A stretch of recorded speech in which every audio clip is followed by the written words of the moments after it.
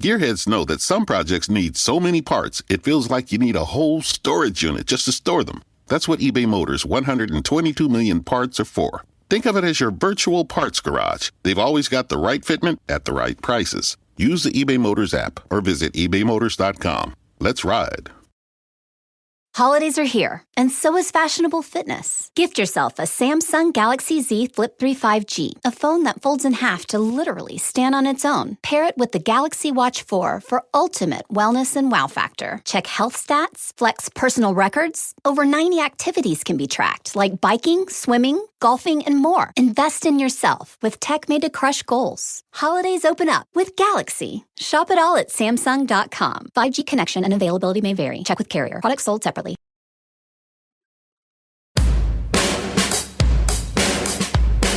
Hey everyone, this is the Almost World Podcast. Bringing to you mind-blowing interviews with guests from all over the world. So settle down, relax, and enjoy the show.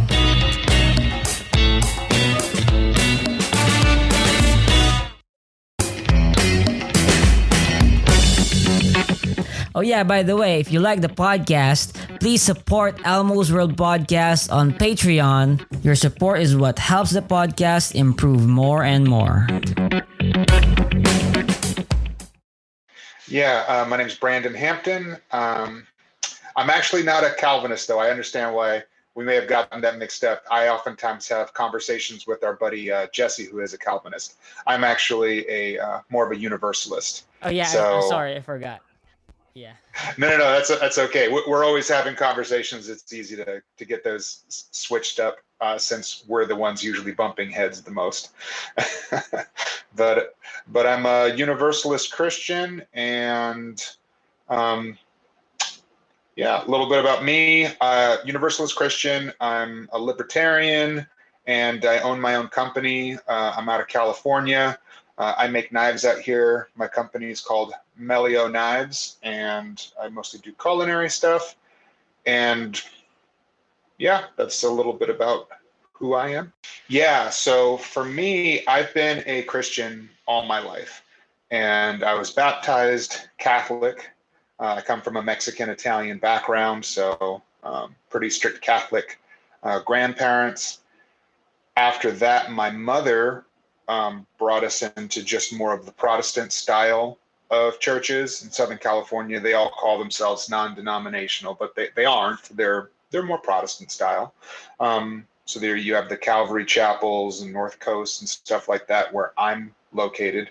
And it's the very typical, you got to say the sinner's prayer, you got to show repentance, and that's how you get into heaven. And I even went to a Christian school for a little while. And I ended up, my first official job out of high school was working at a Christian bookstore. And so I was very much immersed in different types of Christians. And there you have your Calvinists and your Lutherans and Presbyterians and all those different types. But it was nice because I got to meet a lot of very well-informed people, and they were very strict with what types of Bibles they read, which types of study guides were beneficial, not beneficial. You had the very strict people saying, oh, the English Standard Version is an excellent translation, but the NLT version is a total paraphrase. You should totally throw it out because it says these few things incorrectly. And so I was really encouraged to be a student and to study. And I always had the same nagging questions in my mind about, okay, well, if you have to do this thing to be saved, why would God create people who he knew wouldn't be saved?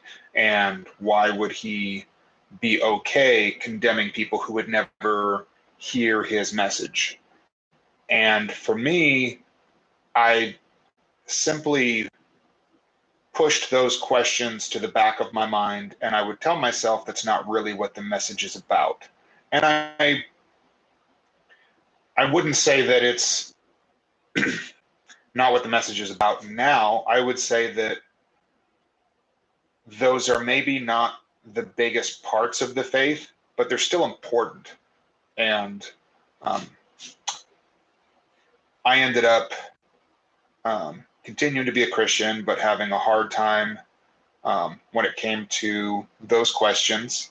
And I didn't really find any answers. And I spent a lot of time actually outside of the church. And mostly it was a timing thing, and I didn't feel intellectually stimulated by the people that went to church in my area. So I just didn't go for a number of years. I felt a little burnt out, maybe, with the type of Christians I was running into, not with the faith, but just with the actual people themselves.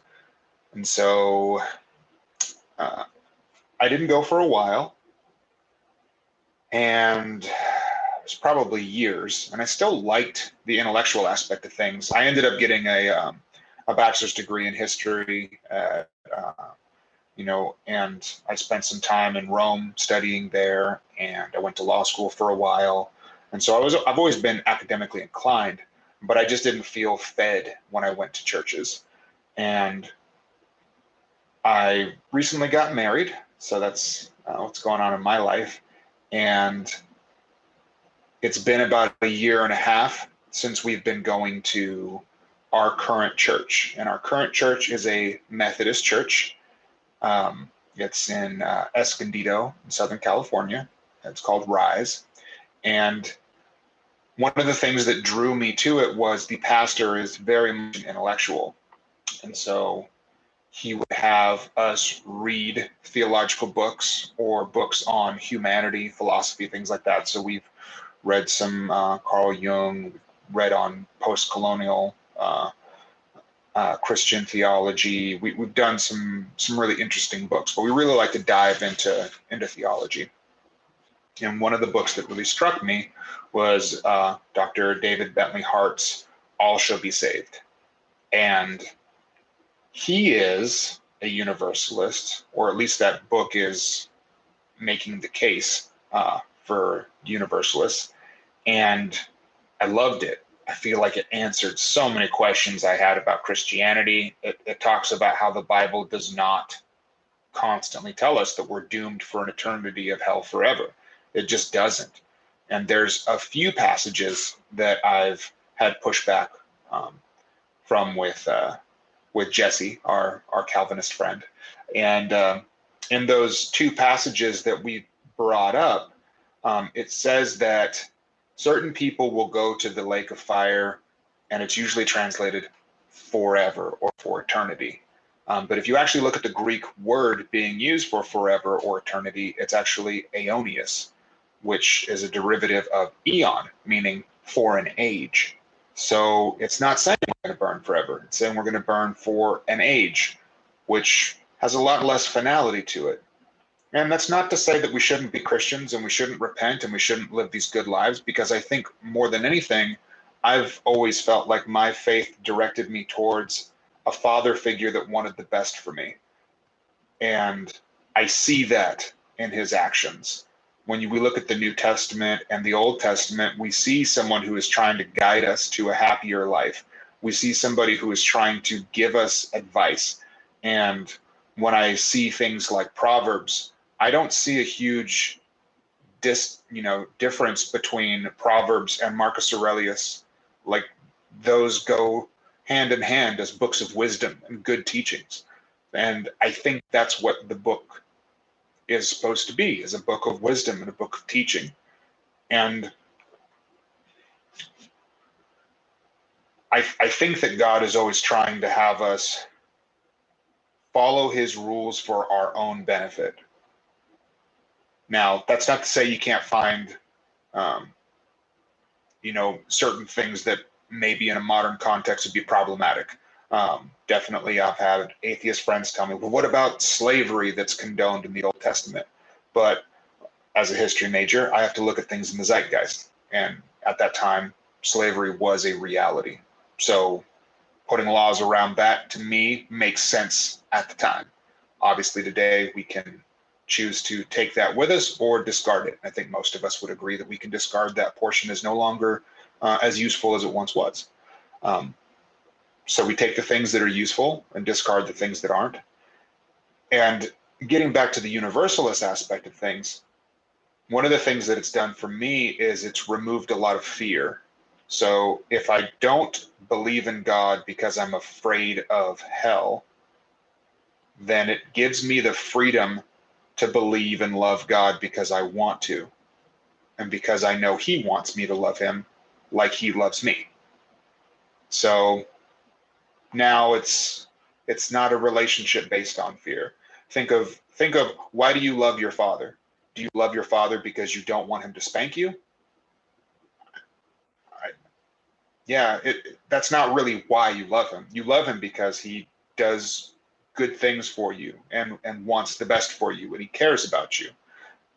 That's, to me, the same relationship I find myself with God. But I understand that I am fortunate in that I was raised with a great father. So not everybody has that same point of view. Mm-hmm. Yeah, I guess then you've set a standard or your own personal standard as to what kind of God is, and one of that is that He wouldn't actually put you in hell for all eternity for a lifetime of, or maybe just a short 100 years of sin. Is that one of the cases as to why you would assume that an all-loving God would be more just than that, and maybe an eon would suffice as uh, an answer or a punishment for what we would deserve as sinful people on earth on our lifetime. Well, and like the tough thing is trying to figure out what hell would be, right? So some people try to figure out, well, hell is a separation from God. So that's a hypothesis that is out there. Well, and if that's true, then maybe we die and we go to the eternal waiting room and we haven't connected with God yet. And if you're an atheist who says, I will not go with God, it's like, well, then maybe you just are in hell until you choose to go with God. Maybe that's the time served. Maybe, I mean, there's so many different ways we can interpret this because there's not a lot written about what happens to those who go to hell. Like I said, there's only a few passages. But I think that the reason why it's become such a part of the dogma of the Christian faith is because it's a useful tool in governance. And as a history major, well, that's what I see it being used as. Christianity is not a useful religion to a leader if you tell everybody God loves you and these are all guidelines for your benefits, so follow them because you should. No one's going to follow you. You have to tell people you are going to burn in eternity unless you go and fight for the Holy Lands and in my wars, and I'm ordained by God, and thus you must follow me. It's all a bastardization of the faith in an attempt to gain power. So everything can be corrupted when you do enough mental gymnastics. And that's, I think, the biggest victim of, the church has been the teachings. And I oftentimes, like you were saying about me having an idea of who God is, I think we're called in the Bible often to try to find the heart of God. And I try to understand his ways and his motivations and his emotions and what he loves and what he doesn't. And when I look at the way that Jesus was, I try to, obviously individual scriptures are important and we like to pick them apart with a microscope, but I also like to look at the macro view of things. And for Jesus, he does not like the church authority as a whole. There aren't a lot of stories about the good Pharisees. There just aren't. And so for me, something I have a really hard time with are church leaders because they're held to a very high standard, and we know this. And so when you get these church leaders saying, well, I know what's right, I go, ooh, that is very dangerous, very, very dangerous ground to be walking on, because I don't know that I could tell you as much studying as I do. I don't know that I could tell someone else what's right. I can tell people what I'm called to believe. I can tell people what makes the most sense to me. But I hope if I'm doing things correctly and believing in the way that God wants me to believe, that my life reflects it and other people can ask me questions about it and they can come to the same conclusions, if my reasoning is sound, of their own volition. I'm not really much for going out and condemning people. I am absolutely about trying to help people. Just like if I saw you and you were my neighbor, and I saw you, mowing your lawn with a weed whacker, I'd go out and say, hey, I have a lawnmower, if that would help. And if you told me, no, I'm going to weed whack it, it's okay. You do it the way you're doing it. If you want help, I'm here. I'm always available. And if I'm weed whacking my lawn, I hope that my neighbor would come over and tell me, hey, there might be a better way to do that. Mm-hmm. Well, I guess then one of my questions would be, why did Jesus have to be sacrificed if hell was always gonna be just 1,000 years or an eon? It seems unnecessary in order for him to actually make this ultimate sacrifice that would be one of the most is the focus of reality itself and for us human beings. So I just look at the crucifixion and resurrection of Christ in a different context. So for me, the way I look at it as man sinned, and we were separated from God, and God sent His Son, and He died to save us, and He did. And it's much less complicated than I think most people make it. It's not like, well, and you got to do all these steps. It's like, well, we're saved. And we know that God is eternal. And we know that He conquers evil. So He came and He saved us. And it happened. And we're all saved now. And we know in the Bible it says that like there will be a time when evil is conquered. So how does that make sense? If evil is conquered, but somehow, somewhere, there's this like lake of fire that's just like burning and people are suffering forever. Like that doesn't make any sense. Well, that's in the context of like hell being something that under the rule of the devil or something. But for most Christians, hell is the wrath of God itself. It's God's justice. But wouldn't you still categorize pain and suffering as an evil? Well, if it was justice, then I wouldn't categorize it in that way. If it was God's justice. Well, and again, that goes into your point of view when it comes to those who would never know that that anything about the Bible or God. So then you're looking at not really a just pain and destruction. You're looking at a pain and destruction wreaked on people out of ignorance. I would categorize that as evil. So like it doesn't make sense. And it also says in the Bible that the body of Christ, the whole like mankind will be restored. It talks about us coming together. There's this sense of completion. There's some finality there. That doesn't make sense if like, well, except for those people that you loved in life, yeah, they're just going to suffer for eternity. But we're complete over here. It doesn't fit. And for me, I think that I'm never going to solve I'm never going to find all of the questions and get all of the answers to everything I have. But to me, it's about like on a video game where you've got the fog of war and you're trying to clear out sections of the map, make it visible. I think for me, I had a very, very big patch of fog of war. And that all came down to like, why would God put an expiration date on His love and acceptance? Why would God doom people, knowingly? This is a huge fog of war patch. And then it goes, oh, well, He didn't. He actually has a plan for them. Like, oh, cool. Opens that all up.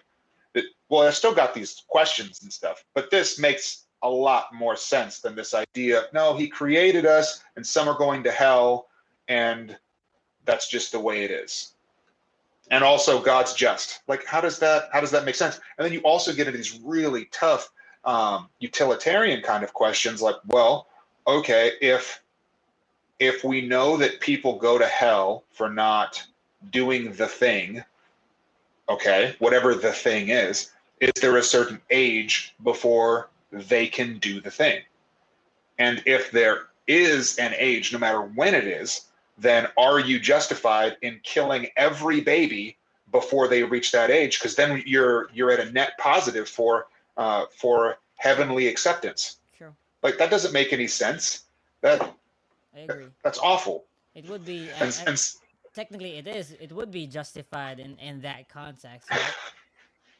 every abortion's another entrance into heaven. Like, that's, and that's not to say that I have a very, very strong stance on abortion. I went to, like I said, I spent some time in law school, and I think that's a heavy question, but yeah, I just don't, because you could even make the statement the same for killing 2-year-old babies, even if you're unwilling to say from a legal standpoint that before they're born they're a person. You can still say, well, then 2 days old, they can't decide. If we kill every baby at 2 days old, they get into heaven. Therefore, it is a positive thing, and I don't. Well, so that was what was interesting about David Bentley Hart's book for me. Is in the very beginning, I was very dismissive of it. I thought universalism, oh, we're going to do some hippie woo, everybody just peace and love. And the first thing he talks about is how the original Greek Christians, there was a ton of them who were universalists.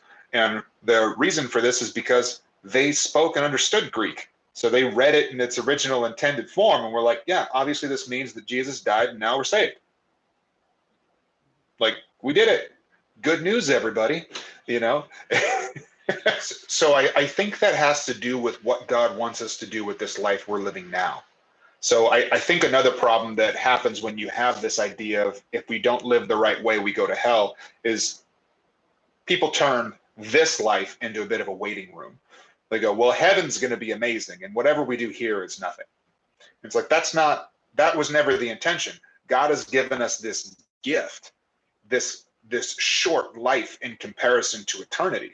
And we are mandated to do the best we can with it, with such a precious thing, however long we have. And it can be short, it can be terrible, it can have ups and downs, but it's got so much to it. There's so much to experience. And I'm wanting to live this life that I've been given and raise my daughter, and I've got a son on the way, and I want them to know that they can be a positive influence on the world, and that they can fight injustice and poverty, and they can be better people. Like, I think this is what we're called to do. And when you look at like the original translations of when Jesus was saying to the disciples, I want you to be fishermen of men, he was asking them to tear down like the current structures politically to bring up a better way of life. He's asking for people to really just do better in everything.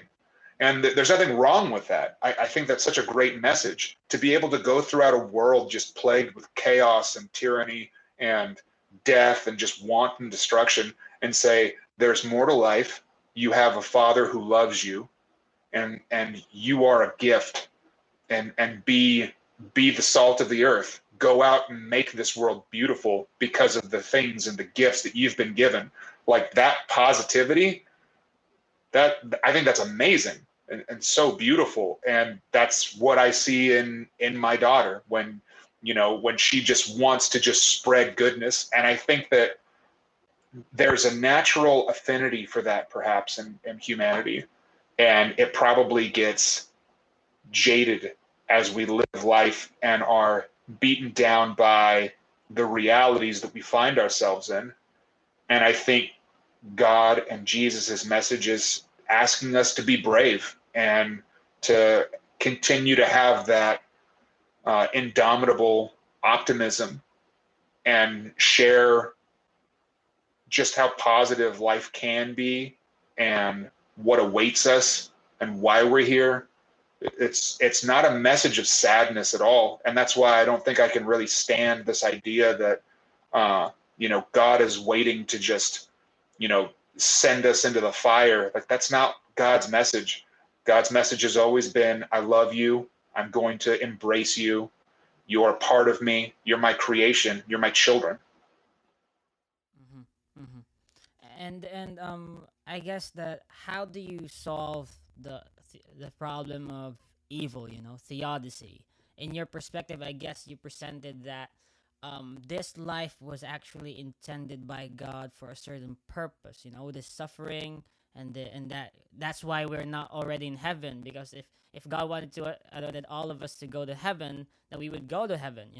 So why is it all necessary? And why do we have to like live 2,000 years after Christ died and save all of us? That's it. That's an excellent question. I think that for me goes into trying to understand God's purpose in creating us. And I feel like that one is such a tough one. I can speculate as to why God created us. I think for me, I was a musician for a lot of years, and I always think about how a symphonic piece that was just nothing but harmony is actually quite dull and boring. You need a dynamic range of music to really be engaging and enjoyable.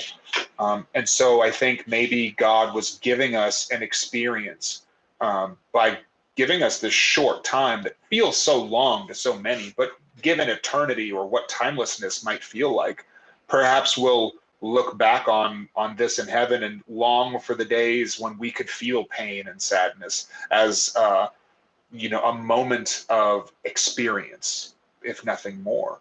And I know that there are people who live lives full of pain, and I think my point of view is tough for them because they see so much sadness in the world. Like, why would God create pain? Because you think he wanted me to experience some sadness. But I'm not really sure. I view it in that way, and I always think back to my tia, my aunt. She lost her only son, my cousin, who had cerebral palsy for all of his life, and then died when he was in his mid-20s.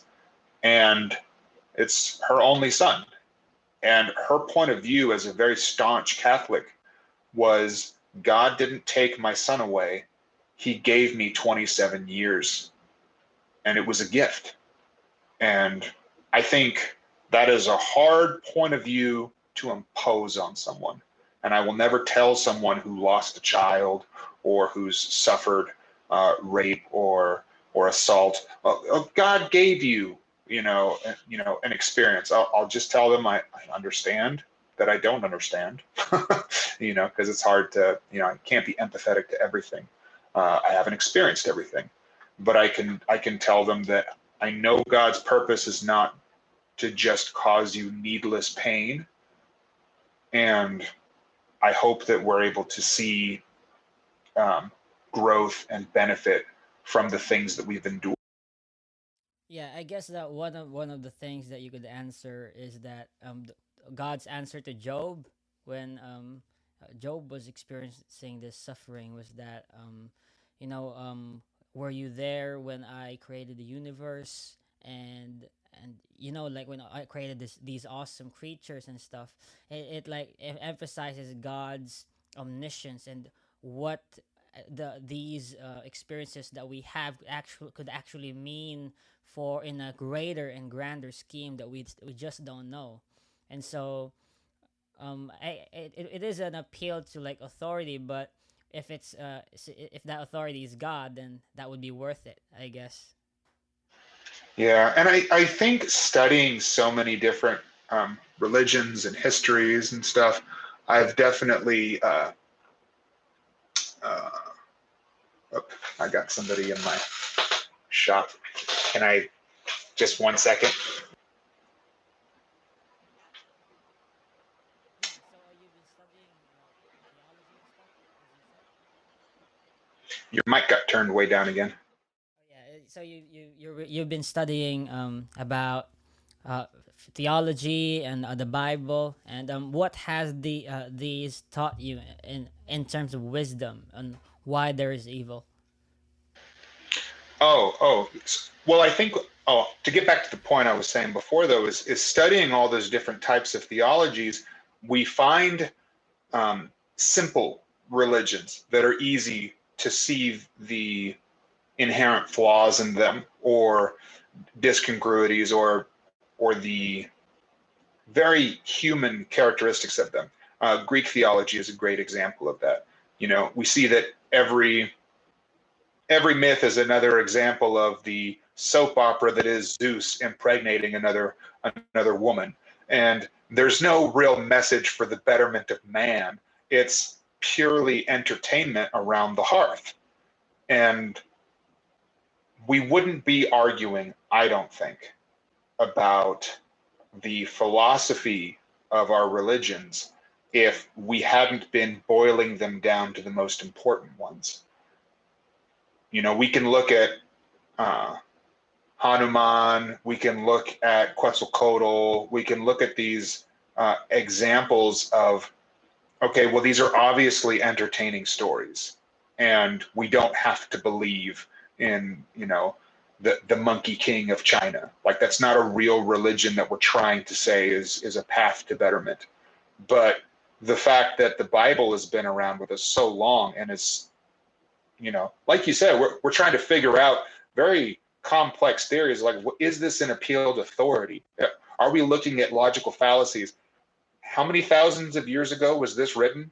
And we're having these very detailed conversations. Like, you wouldn't even begin to have that conversation with, anything out of, Cure of Troy, or any other books about, Greek theology or Roman mythology. They're so obviously not real guides to life. And so that's not an airtight argument by any means. But again, sometimes I like to take a macro approach at things as well. Mhm. Well, in terms of, like, for example, the differences between, let's say, a Calvinist, Arminian, or evangelical, or someone who's a universalist like you, here's what I think, though. In terms of, like, behavioral studies, like in psychology, there's really one thing that a behavioral psychologist could see, which is that the outcome or someone's behavior in their life, they don't really care about what happens inside. Basically, they just study what's going on and what do they do, what impact does it make in their own actions as a result. And so, in terms of, like, if I were to be a universalist, and I were to live my life being happy and seeing God's purpose in everything, and treating my neighbor not as someone who's a sinner and who's going to hell if not gonna change, but I'm just presenting Christ's Christ likeness in my own life, and he can see this light, this salt that's beautiful. And you compare it to someone who's a Calvinist, evangelical, whose intention is, who has, like, a secret agenda to save someone so that they won't go to hell, and so they have this sort of ingenuine reasons as to why they would want to be a better person or Christian, because, if they see me do something wrong, they might not get saved, and it might be my fault they go to hell or something. So in this case, it seems to me it's better to be someone who has, I guess, a certain real, genuine love of Christ deep inside your heart. And whatever the case, maybe I'm wrong, maybe I'm right, but the real thing is that the love that is happening within me, it's something that's real, and I'm sharing it to the world because I want it to, and not because of some race that I'm trying to make or to win. Not trying to, like, save every million person, but just serving my own purpose as a human being that glorifies God in everything I do. I think that would be a lot better. And it's tough for me because, and maybe this goes back to some of my initial reasonings behind it. I would see my grandmother, who is a staunch Catholic, and I have many problems with the Catholic faith, but I still have a hard time looking at her, who loves Jesus so much, and saying, no, but she didn't get everything right. It's like, no, she got most everything right. So what's God's gray area if he's going to send some to hell and some not. This makes so much more sense that he wants us to live good lives where we love each other, and eventually we will all bow down before the throne, because after we die, we'll see, like, obviously God is there, he's real, and he is as powerful as he's always told us. And he also saved us. So we accept you because you're here. Once we die, we'll see that.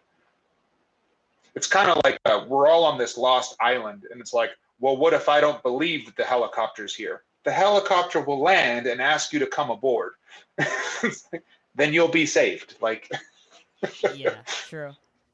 I guess then it also like challenges God's own providence. For example, if at the end, in a Calvinist perspective, if someone's going to hell, it's not really because they chose to, but because God wanted them to. This is the outcome that God wanted to in the end. For someone to go to hell in a Calvinist perspective, but they could place the blame in like the human realm or something. But ultimately, in the grand scheme of things, it was God's own desire, or like he just in the end, this is the outcome that God wanted to occur. So this is I guess really hard to comprehend, and especially if like then if God is like all perfect and all knowing, then why did evil arise from his creation, and was it necessary or something, and why did it have to occur? And so and then when we look at this, I could answer it in a way that there might be like a pro and a con. Like, for example, in order for us to have free will, we have to choose whether to follow God or not. So I guess that's some sort of a price we have that has to be paid in order for us to actually be free entities that are not robotic. And I guess for me, like, the price that the thing that we bought, that was bought for, was so much worth it. And I don't think that and I think that God's justice will ultimately be so perfect that we would have no reason to blame him whatsoever, whatever the outcome. So to me, like, whether or not there is a hell or there isn't, to me, I just believe that God is this. God loves me so much that whatever the outcome he makes or decides, I just trust this, and I have faith in it. That ultimately, that's how I think we could all, as Christians, unite and just follow Christ, and what and how he wanted us to live, to be Christ-like. yeah, I agree. And also, if you look at the universe as eventually going to bring all of us together in heaven and in paradise with God, then any claims that God is unjust really isn't true, because you could think of it as if you've ever had a small child and put them in the water and they don't know how to swim, and they try for a while, and then you take them out, and then you go, well, you were letting your child drown. It's like, well, I pulled them out. It's like, well, yeah, but for that time it was very real to them. But it wasn't real. I get that the child might not have known that at the time, and you can have differences of opinion about, like, whether you should let a child swim that long, or if the water was a little cold. But the fact of the matter is, no, I didn't let my child drown. I took the child out. So even if you had a life here on this planet, and it was a tough life or a very hard life, you lived through a Holocaust and there was much suffering, and then God pulls you out of that after 80 years and you go to eternity of paradise, I don't know. It's hard for me to quantify how terrible 80 years of experience in comparison to an eternity of paradise is, him being a totally malicious and benign God that just wants destruction. I feel like he gave you a taste. Mm-hmm. Yeah. And one thing, though, I guess, is that when we talk about our beliefs and religious or spiritual, I guess this also correlates with our views and how we act as citizens or just people and living on this earth, you know. And it's a pluralistic world. We have different worldviews, but I guess then that our beliefs also I guess are the foundations as to what our moral values are, and especially how we act and decide in political matters. So well, you mentioned you were a libertarian, my friend. Yeah. Okay. So I'm Can you so talk I'm about that? very yeah. So in my studies of history, often what guides things are money. You know, we're oftentimes thinking about, okay, well, why would this event have occurred? Usually you can follow the money and you can figure it out. So I really wanted to study economics while I was studying history. And my favorite economist is Friedrich Hayek and Ludwig von Mises, and they're Austrian economists. And I would say that they're kind of the starting point for most people that go down the libertarian path. I'm not as big of a fan of Ayn Rand. I think she makes a big deal about, oh, well, you have to be this, successful person and determination, and forget everybody else. That's not really um, what I'm interested. I actually think that libertarianism probably goes along with my religion quite well, and that I think that most humans are very fallible, and when we give them power, they tend to abuse it. So if every time you give me authority over my neighbor, I abuse that power, well, the right thing to do is never let me get authority over my neighbor. Then I won't abuse them. And so when we look at the government, um, I think we're safe to say that most people like being spied on less. I think we'd like to spend less money bombing people we don't know. I think we'd like more privacy and to be left alone if we could.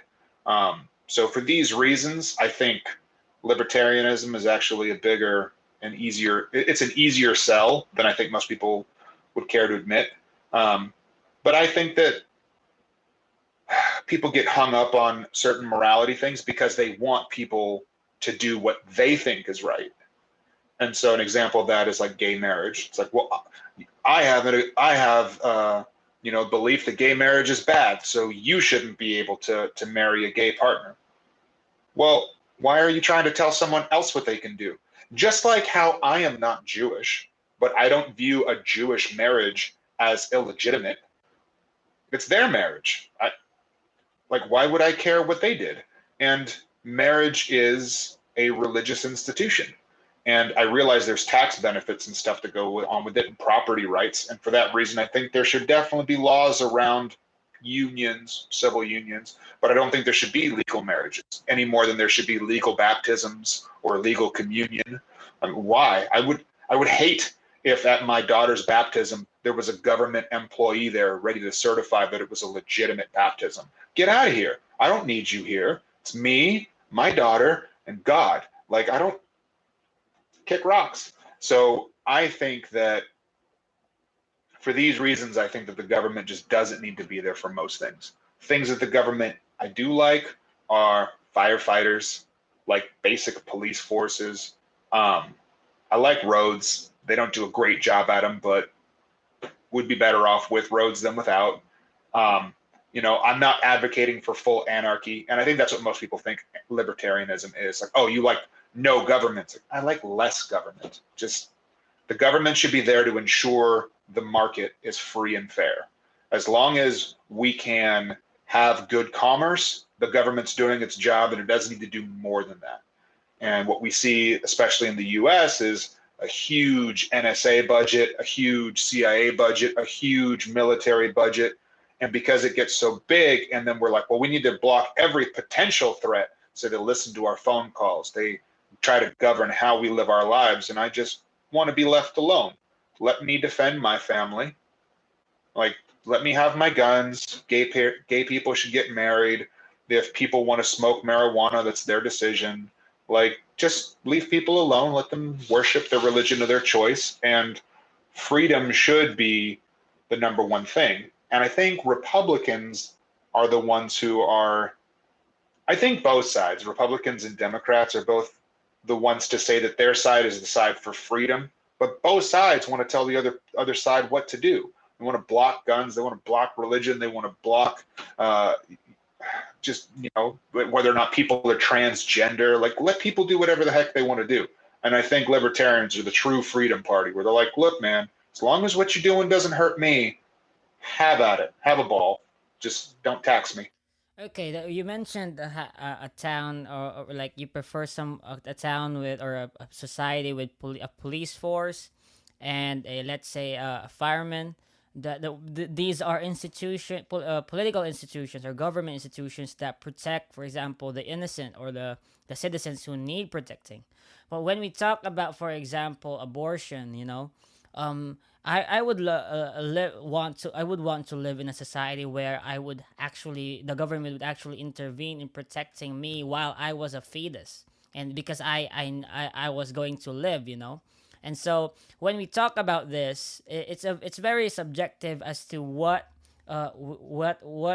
things the government should intervene in and what the government shouldn't intervene in. Like, for example, terrorism or corruption, and that's why these government information gathering is very essential in order for these to be effective. And so I guess that, how do you draw the line when it comes to where the government should be limited to?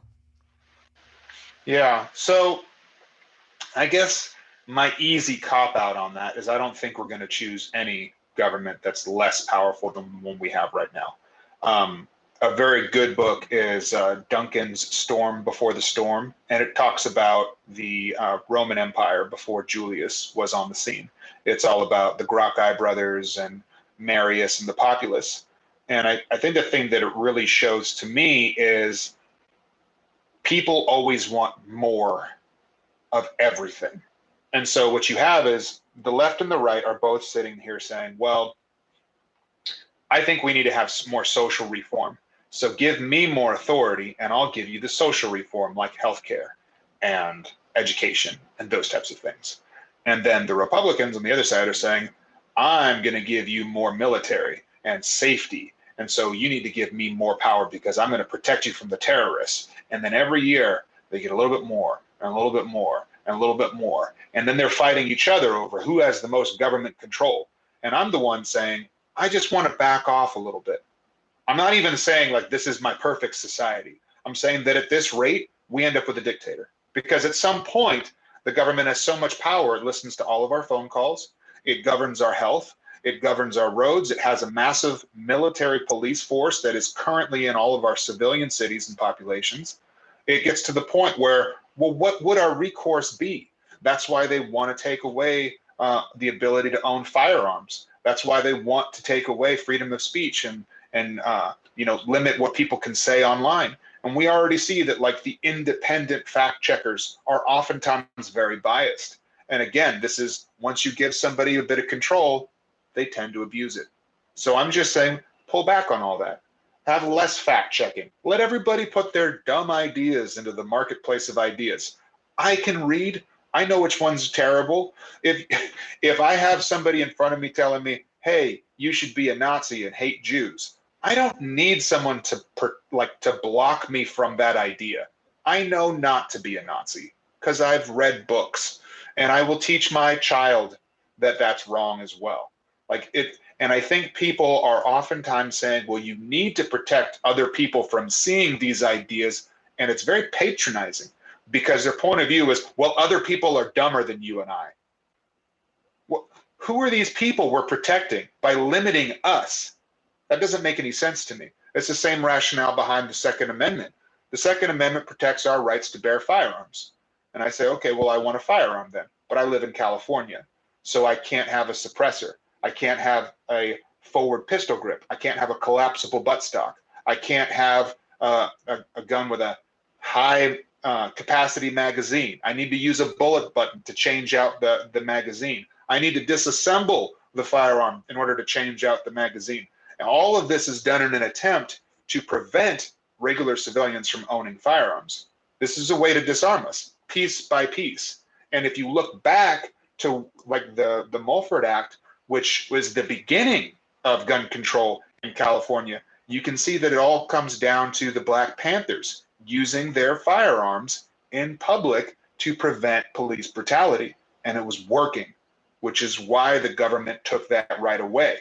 We need to fight for those rights back, because an armed society is not held hostage to a military government that is being able to dictate its own terms on its people.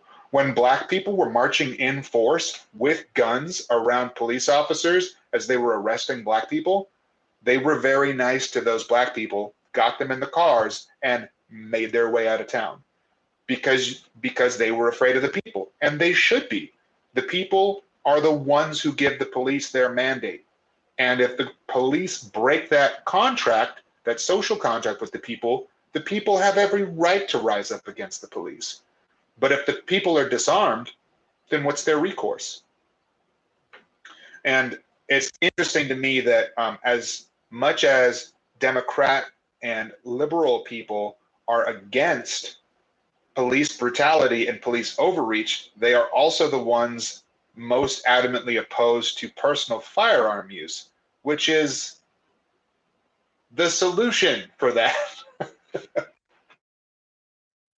Yeah, I guess then that when we talk about the government like censoring stuff or like protecting what the citizens should know and not know, I guess then we have to actually I think both sides from right or left would agree that more education, better education for all citizens is the best course that any government can take in order to and I guess that with more educated population, there would be less censorship would be less necessary, as you have said. You know that I myself I know what anti-Semitism is. I know what fake news is because I am educated, but with a population with less and less education, I think it would be necessary for censorships to occur. So I don't see that world. And let me qualify that. We have never lived in a time of more literacy. We've never lived in a time where more people as a percentage knew what was going on in the world. So to say that we have less education, I have to ask, by what standard are you saying that we have less education? If you go back to, the St. Bartholomew Day massacre, and you see Protestants and Catholics killing each other in the streets, we can justify that by saying none of them even had a second degree education, a second grade education, I should say. Their literacy levels were next to none, which is why they needed their priests or church leaders to read these books to them. This is an age at that time of just absolute ignorance. We don't live in that age. We have cell phones, in the hands of goat herders. This is amazing. We live in a world where education is at our fingertips. We're at an unbridled educational point in our history. So to say, well, this is the age when we need censorship, I say, no, this is the age when we need all the ideas. Give them all out. My daughter is not held hostage to the same standard that I was when my father would say, go look it up in the encyclopedia. She can literally hold up her phone and ask it questions and get immediate answers to any questions she may have. This is amazing. We have children in Africa who, as soon as they're able to get access to the internet, are building solar power and wind power and getting electricity to these remote locations. This is incredible. I'm fascinated at this point in our history, and I do not look at this in a pessimistic light. I am very optimistic about where we're going. There are plenty of people I disagree with, though. Yeah, and I guess, but the thing is that we also have people who like are on the internet 24/7 hours a day, 24/7, and then like they watch YouTubes, and most of it are just false information. Especially when when you would talk about, for example, like this fake news machine called Quanon. I don't know. I think that's what it's called. Oh, I believe it's pronounced QAnon.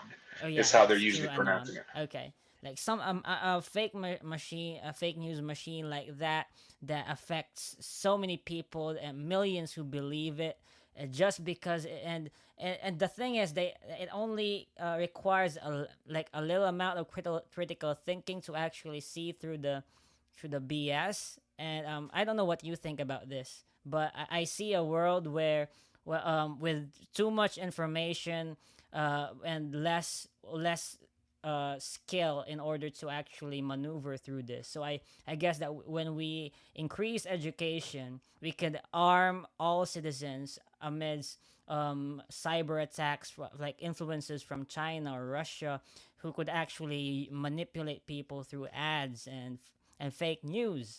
So I think critical thinking, education, more knowledge is essential still, even in this type of world that we have where technology is great. Well, so let's look at it this way, right? So let's look at it like a net value of big things we get wrong. Okay. So if we were to go back to, we'll say, the 1600s, most people in Europe were of the opinion that Africa was full of people who would never amount to anything, and that they were all racially inferior to Europeans. That's 1600s. It's not a long time ago. Okay. So as little as 250 years ago in the United States, we were totally okay owning black slaves for nothing other than the fact that they were black. Now, in terms of things that a little bit of critical thinking should be able to get us past, that was huge and much more widely accepted than any conspiracy theory that QAnon is currently, selling. You can look at things like, oh, the flat earthers. They're not hurting anyone. They're dumb. They're wrong. But I don't care. What's the damage? It's fine. I'm much more concerned with someone saying like,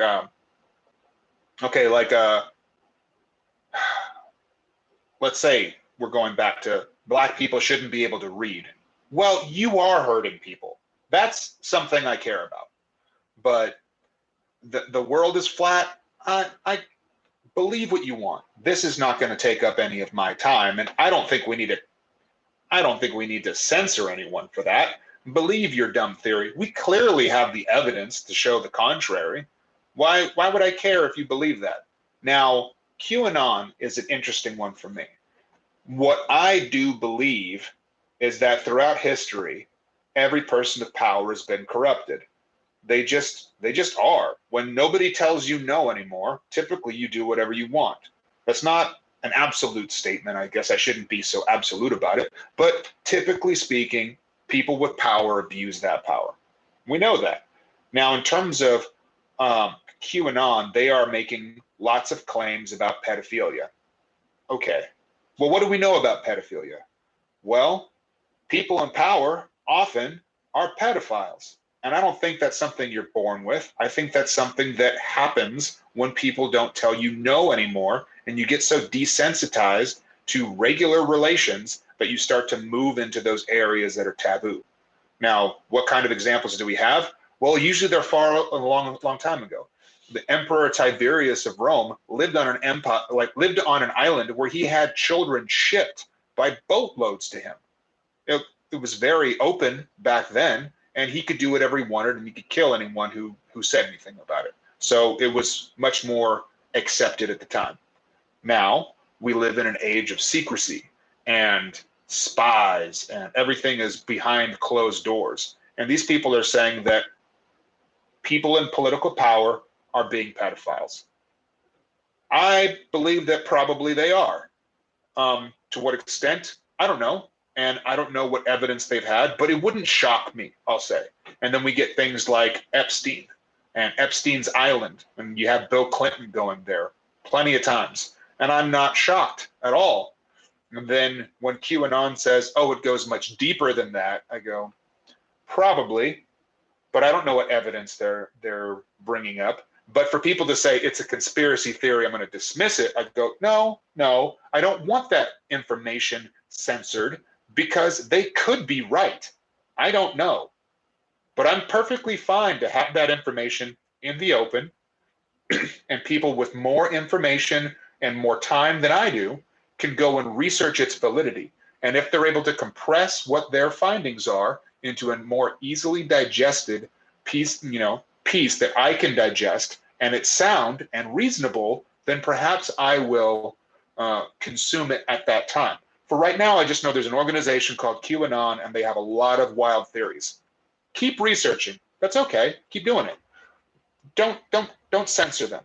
Okay, cool. And one last question, because I think we've passed the hour limit now, and it's been a great conversation with you, bro. And my question would be, being a Christian Universalist, and you're also a libertarian, what direction would you, let's say, every city, if I were like someone from Africa or Asia or Europe, or South America, or all around the world, what step should I take, or direction should my life be, where I could actually make a good change in the world that would actually matter for me and everybody else? I think, I always think that the best philosophy should start in the home. So the way you treat your wife, your children, your parents, your cousins, your immediate family is the first thing. They are your biggest sphere of influence. And I'm a big fan of the idea that your 5 closest friends are an amalgamation of who you are as a person. So the company that you keep and how you treat those around you are going to be your biggest areas of influence. And I would say do right by them and do your best to create a world in which they would want to live in, those ones that you love and are so precious to you. I think that's a good place to start. And then also I would definitely highly recommend that book, All Shall Be Saved by Dr. David Bentley Hart. Okay. Well, thank you so much, Brandon, for this conversation. It has been awesome, man. Awesome. Thanks for having me. Appreciate it. So that's the end of it. Thanks for tuning in, guys. This is your host, Elmo Ador Jr. And thank you for listening in. And please subscribe. Please follow us on Facebook.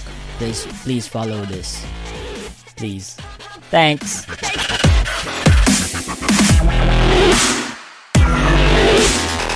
If you're a movie collector, you need Movies Anywhere. It pulls your favorite purchase movies from participating digital retailers into one central place, so you can finally say goodbye to scattered movie collections and hello to an organized library. With Movies Anywhere, you can watch your favorite movies on any compatible device, whenever and wherever you want. Ready to grow and enjoy your digital collection? Visit moviesanywhere.com/welcome and register for free. Registration with Movies Anywhere required. Open to U.S. residents 13 and over. Gearheads know that some projects need so many parts, it feels like you need a whole storage unit just to store them. That's what eBay Motors' 122 million parts are for. Think of it as your virtual parts garage. They've always got the right fitment at the right prices. Use the eBay Motors app or visit ebaymotors.com. Let's ride.